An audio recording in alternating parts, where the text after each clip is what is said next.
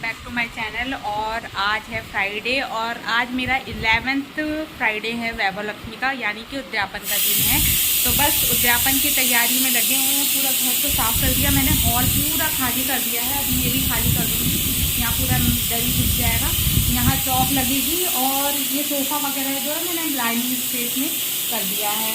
और सारे बर्तन वगैरह सब निकाल कर रखी है। किचन में जो है अभी कुछ खाना जो है मेल प्रसाद, सबसे पहले मैंने खीर बना लिया है और सब्ज़ी बन रहा है।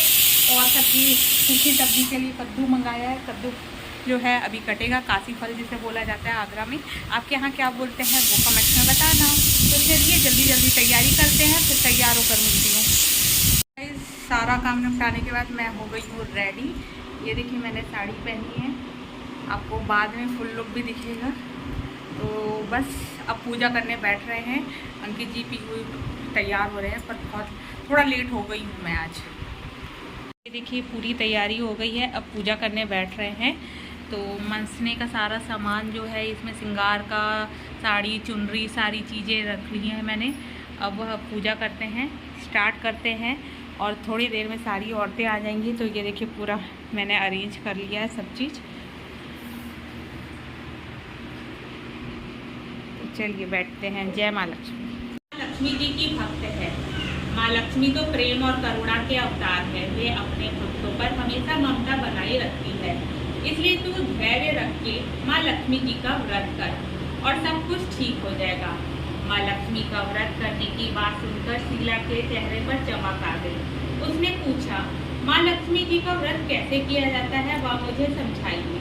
मैं यह व्रत अवश्य करूँगी। माँ जी ने कहा, बेटी माँ लक्ष्मी का व्रत बहुत सरल है। उसे वन लक्ष्मी व्रत, लोग यह व्रत गलत तरीके से करते हैं, अतः उसका फल नहीं मिल पाता है। कई लोग कहते हैं कि सोने के गहने की हल्दी कुमकुम से पूजा करो बस व्रत हो गया, पर ऐसा नहीं है। कोई भी व्रत शास्त्रीय विधि पूर्वक करनी चाहिए, तभी उसका फल मिलता है। सिर्फ सोने के गहने की पूजा करने से फल मिल जाता तो सभी आज लखपति बन गए होते। सच्ची बात यह है कि सोने के गहने का विधि से पूजा करना चाहिए। व्रत की उद्यापन विधि भी शास्त्रीय विधि मुताबिक करनी चाहिए, तभी यह वैभव लक्ष्मी व्रत फल देता है। आज मेरा उद्यापन जो है वो होने वाला है और पूजा तो संपन्न हो गया। अब महिलाएं भी आएंगी।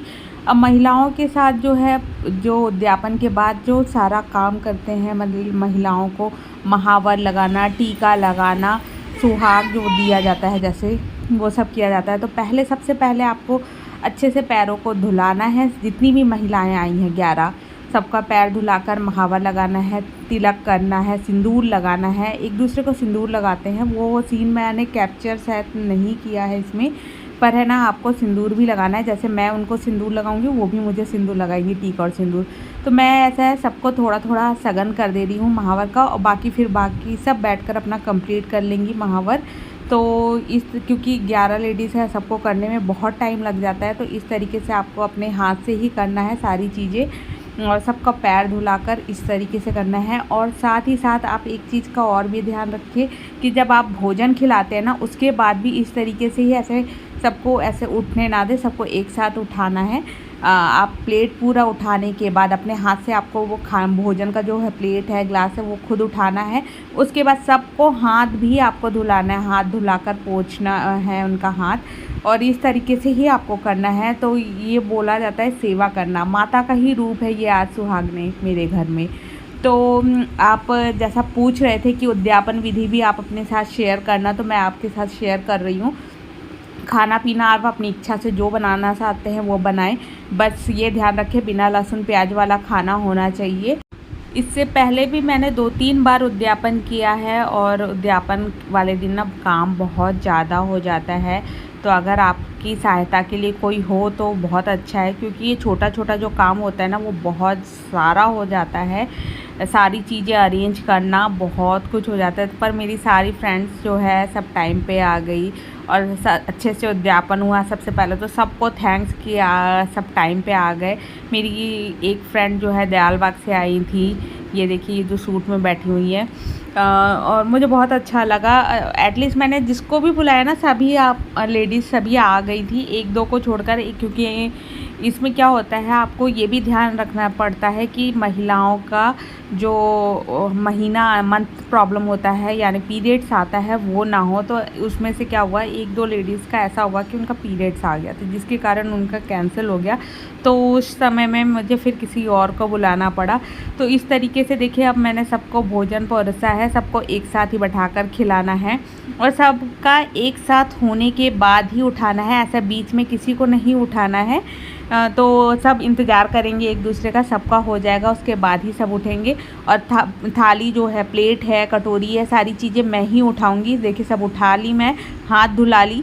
अब उसके बाद पुस्तक के साथ आपको जो सुहाग का है और साथ में एक फल, वो आपको लगा के देना है। हाँ, एक चीज़ और बताना भूल गई मैं, जब आप खाना के लिए बैठाएंगे ना, तो सबसे पहले उन्हें प्रसाद में खीर और जो नारियल है सबसे पहले मुंह में वो डालने बोले, भले 1 चम्मच डालें, फिर उसके बाद बाकी खाना शुरू करें। तो इस तरीके से देखिए, सब जितनी भी महिला हैं पैर छूते हुए सबको है ना, ये पुस्तक उपहार में दे रही हूँ। और सिंदूर, बिंदी, केला, इस तरीके से पूरा सुहाग का जो भी आप अपनी इच्छा है, देखिए आप जो देना चाहे, आप जितना ज़्यादा से ज़्यादा देना चाहेंगे वो दे सकते हैं। तो उस तरीके से आपको महिलाओं को भेंट प्रदान करना है और आशीर्वाद लेना है। मुझे तो भर भर के आशीर्वाद मिला सभी से, बहुत अच्छा लगा, दिल खुश हो गया कि हाँ सब ने इतनी ब्लेसिंग दी। बहुत अच्छा लगता है इस तरीके का जब आप कोई आयोजन करते हो और बहुत प्यार मिलता है, सपोर्ट मिलता है, तो रियली बहुत अच्छा लगता है। और मैंने जिस चीज़ के लिए ये व्रत किया था वो व्रत मेरा जो है संपन्न हो गया। मैंने कहा था, आज मैं आपको बताती हूँ कि मैंने ये व्रत जो उठाया था कि मैं अपने घर में आ जाऊँ, यानी मैंने अपना घर खरीद लिया, अपने घर पे आ जाऊँ, अपनी छत के नीचे मैं ये व्रत रखूँगी। और इस व्रत को रख कर 11 शुक्रवार का व्रत रखकर उद्यापन करूँगी विधि विधान से। और पूरा विधि विधान से मैंने पूजा किया। इस बार एक चीज़ ऐसा हुआ कि मैं जब कथा पढ़ रही थी तो मेरा मन इतना ज़्यादा भारी हो गया, आखिरी पन्ने पे आते आते मैं सिसक कर रोने लगी। माता रानी की इतनी ब्लेसिंग है कि मतलब आशीर्वाद उन्होंने दे दिया, उनका प्यार इतना था कि पूछो मत। बहुत अच्छा लगा मुझे इस बार का व्रत करके। तो बस अब भजन करते हैं।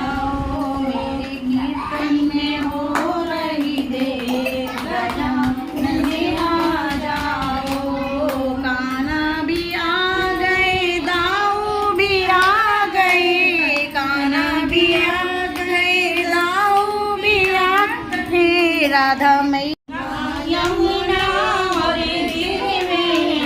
तीनों नदियों में मिल गई, एकादशी तीनों नदियों में मिल गई, एकादशी गुरु चरणों में मिल गई, एकादशी की चंदा सूरज नो लटका रे, चंदा सूरज नो लटका रे, सब में मिल गई एकादशी, इन सब में मिल गई एकादशी।